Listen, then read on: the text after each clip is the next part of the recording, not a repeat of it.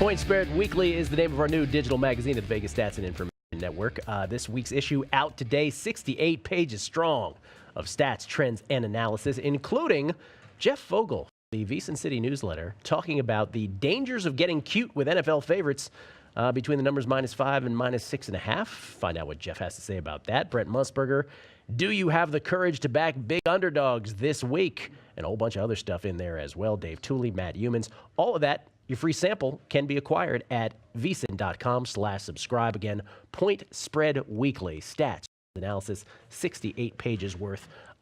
It is well worth the trip there. Gill Alexander, I'm the one with the porn glasses, according to Bill Krackomberger's host down in the DR. Not pictured, Warren Sharp with the porn stash from Sharp Football Stats and Sharp Football Analysis. And then Bill's just Bill. Bill Krackomberger, the crack man next door to me here.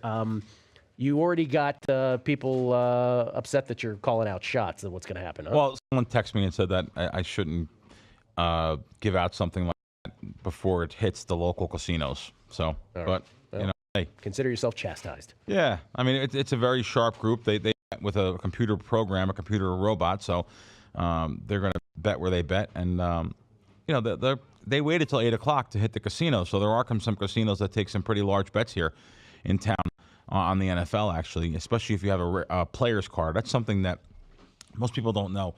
By giving your player's card, not only does the casinos want to know who you are, but it also may give you a larger bet on the game if you do want to bet more money on a game. Because if you're a rated player in the casino and you know you're playing whatever craps, machines, blackjack, whatever, you can actually fight for a higher limit. And this is more towards smaller market games like college football games or totals or whatever it may be, or you know whatever they offer. That's smaller markets. So that people don't realize that. People come in, don't realize they can get bigger limits sometimes with their player card, with their rating card. That's an excellent point, because most people, when they talk about sports bets and the notion of getting comped, they are always deterred by the fact that they're like, oh, the rate of conversion is $500 to 1, and they're always thinking about, oh, do I get a free hotel room? But what you're saying is, don't think of it that way in terms of your sports bet. Think about it about getting higher limits to some of these bets you can make. And some of the casinos do comp betting sports here. You know, you are laying 11 to 10. You are giving them an edge, a 4.5% edge. So you could get, you can build up a lot of points. Like you said, 500 for 1, some places do. They have different conversion rates. And some just have, it's almost like a street smart rate. It's called an exception comp in the business. You know, they know you're in the book. They know you're around all the time. You come in every day. Maybe you're a local. Or maybe they write you an exception comp because they know you're going to gamble anyway. Mm-hmm. There are some of those street smart hosts still left. They're street smart guys that run the books that are still left that can sit down with a pen and paper and give you a comp based on they know you're here every day and know the customer. Yeah. Rather than just looking at a computer screen and saying, okay, you played this long and you have this much theoretical and we can comp you 30% of theoretical and you can get a buffet for 1. That's right. Yeah. Bill Krackomberger, the crack man here, professional bettor. Warren Sharp on the phone from Sharp Football Analysis and SharpFootballStats.com. Let me call out a shot. Let me pick a game here this weekend that has been fascinating to me, and this also involved a bit of a move. Detroit at New Orleans. Detroit and New Orleans. New Orleans opened as a 3-point favorite. In fact, when we did guessing lines, I want to say that it was 3.5 here at the South Point. I might be mistaken on that, but I remember remarking, if you're giving me the hook, I might like the Lions. And that line has gone the other way. Saints -5, and I do know some analytics-based bettors who still like the Saints at -5. Warren, I'm curious how you feel about this game. Maybe not on the line itself, but perhaps on the total. Total's at 50 right now in New Orleans. Yeah, this is an interesting game, I think, because in large part you've got Matthew Stafford and his supposed injury. And that was one of the things that really was attracting a lot of focus. This is why this line is off the board at many books out there, because there's some uncertainty as to whether Matthew Stafford, believe you heard his couple of injuries to his leg and was limping around the last game, but he was out throwing the ball and he was looking okay at practice. We'll have to see about his mobility throughout the rest of the week, but I mean, obviously that would be a massive downgrade if they were to lose him. So that's why when there was uncertainty before he actually practiced, you saw this line go from maybe 4.5 up to as high as 5, and has ticked back down a little bit. Yeah. I think it actually went past the 5. But at any rate, this is an intriguing matchup, I think, in one key area, and that's explosive passing. Both of these offenses are capable, but more importantly, both of these defenses struggle to defend explosive passing. Detroit ranks 5th worst defense in allowing explosive passing. The Saints rank the worst. Now, both of these teams have faced good offenses at generating the explosive passing. But one of my big concerns with Detroit, it's one of the reasons that I was looking to go under in their first half last week, was their offensive inefficiency. And actually, it was in part because of their offensive inefficiency that they lost last week's game. And it was the Carolina Panthers who actually caused that game with, I think, like 30 seconds left, scored to send that game over the total, but over the first half total. But the fact is, the Detroit offense, they are becoming too dependent upon the run. For whatever reason, J. Bob Cooter has decided to go a little bit more run heavy. It's completely counterproductive to what their strengths are, which is the short passing offense. Remember a couple of years ago when their defense was so bad that they had to pass a lot? This is when the offense was very good, even including parts of last year up until Stafford injuring his finger. But now you've got this team is focusing more on the run, and they're having a lot of struggles with it. I thought they would struggle last week against Carolina. They need to get back to the shorter passing offense to move the ball and be productive offensively, and then come back to run game once they open things up. But just because you've got Amir Abdullah healthy does not mean you should ride Amir Abdullah into the ground, because it's not really benefiting you whatsoever. And Amir Abdullah, Warren, still without a 100-yard game, as the Detroit Lions famously can never seem to have a 100-yard back in their recent stretch of history. Good news for Matthew Stafford fans or Lions backers, or those thinking of backing the Lions. Matthew Stafford, with his ankle injury, practiced fully yesterday. He seemed to have a little bit of a hitch in his giddy-up. My words, not the injury report's words. Occasionally when he ran, but a full practice coupled with no other quarterbacks being brought in, that's a good sign for his Sunday availability. One might speculate. According to my buddy Aaron Schatz over at Football Outsiders, Detroit a surprising number 8 in Football Outsiders DVOA ratings through 5 weeks. New Orleans a surprising number 9.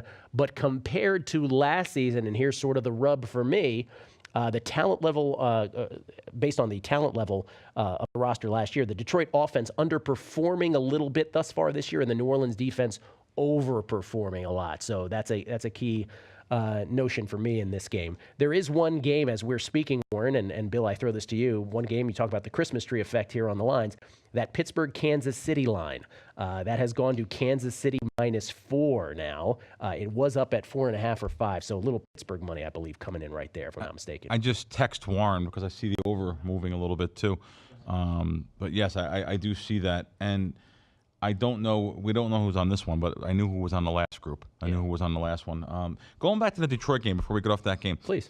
One of the major books that everyone copies off of, matter of fact, I wrote an article about this recently, is CRIS, Chris, Sports 411 on the computer, on the line services.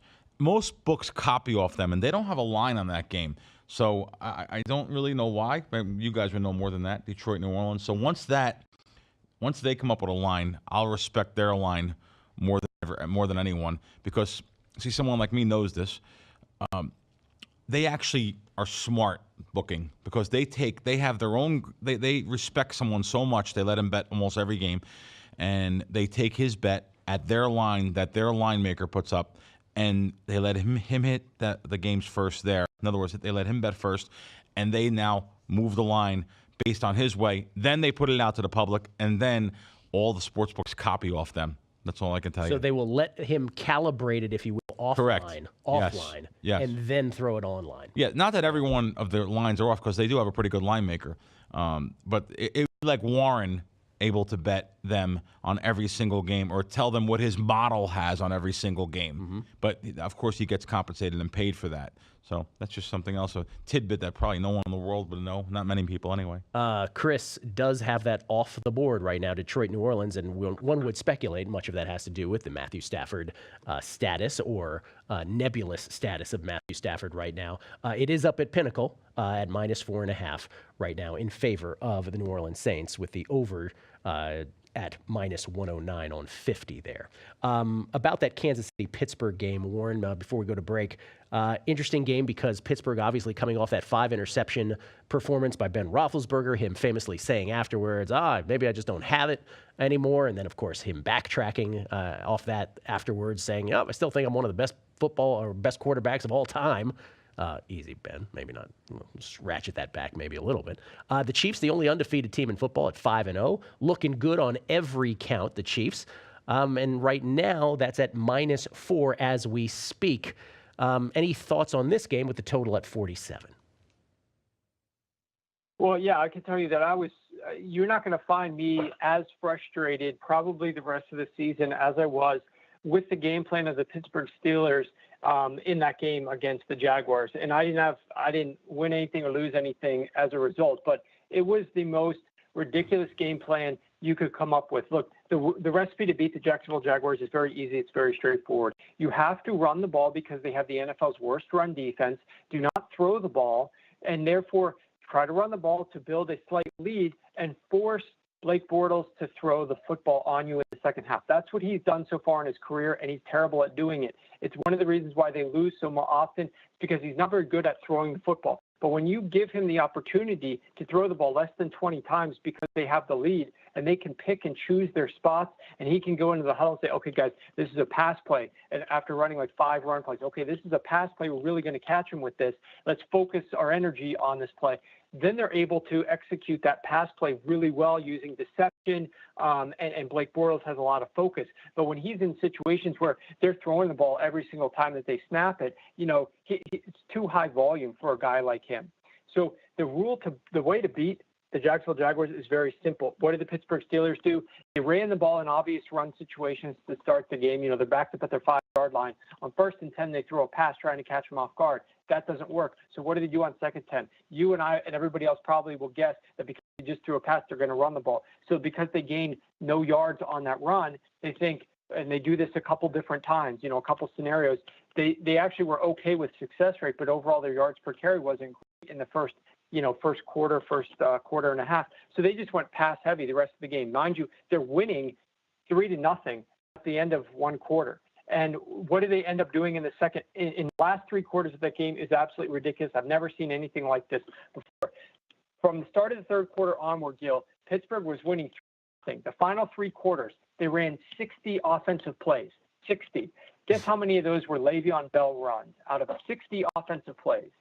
They called 9 Le'Veon Bell runs and 46 Ben Roethlisberger passes. He threw no touchdowns and 4 interceptions. It was absolutely absurd, that game plan for the Pittsburgh Steelers. So transitioning to your actual question after getting off that rant, what I think is going to be interesting in this matchup is the health status for the Kansas City Chiefs.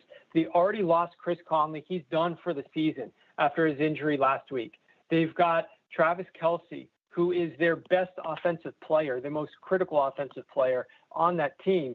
He's in the concussion protocol. He has not practiced. And so, I saw some money come in on the over here, and that I would have nothing to do with that unless we want to make sure what Travis Kelce is doing for this game, because he's so vital. And what do we know about the Chiefs? They are going to be able to run the ball. The Steelers' run defense, they exhibited last week, not very good against the run. The Kansas City Chiefs are going to be able to run the ball and control the clock here in this game.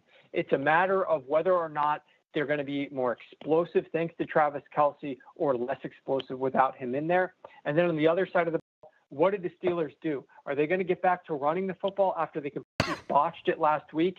If they are, then actually I think we could be looking at a little bit of a lower scoring game to start this one out. So it should be a fascinating game to see what the Pittsburgh Steelers game plan is entering this one. But it's a true story to tell you that it's one thing to handicap the game and to figure out the edges and the matchups, but it's a totally another thing to try to handicap what the coaches are going to do. Yes. And unfortunately, they pulled that one completely off the wall. They've never done that before, where they just completely abandoned the run in an obvious run beneficial game matchup. So we have nothing like that to predict that they were going to do that. But so that was a big problem in that game. It was just a bizarre decision by the Pittsburgh Steelers offense. I harped on that very point in the first hour. I harped on it last week with you as well. We talk about it all the time. The difference between handicapping what a team ought to do and what they're going to do. Real quick answer, is there one coach or coaching staff, I know it was Pittsburgh this last week, but is there one coach or coaching staff consistently that flummoxes you on that? I mean, there's a few. There's a handful of coaching staffs that are pretty bad, but ironically, like some of the best coaching staffs, like New England, you give them extra time to prepare for a game. Sometimes they start doing off-the-wall things, and like they did in the bye week heading into last season, they had a bye week before they played Seattle at home, and they completely screwed around with their offensive game plan with that extra time. So, that's interesting. Look, every single team out there has problems sometimes from time to time with game planning and choosing what they're going to execute against defensive weaknesses, because some of these guys are just they have too high egos. They want to say, well, we're so good at passing the ball that it doesn't matter if that's their strength. We're still going to be able to out execute them because I have so much confidence in our team. And they egotistically cause themselves more problems.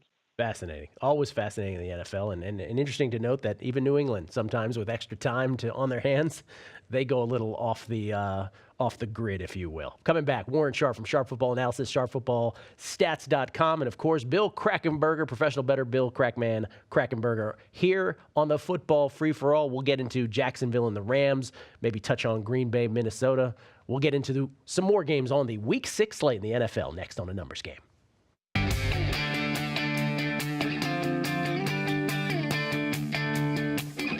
It's A Numbers Game, live from the tip of the strip in Las Vegas. Get your fill of numbers even after the show is over by following the crew on Twitter, @BeatingTheBook and @VSINLive.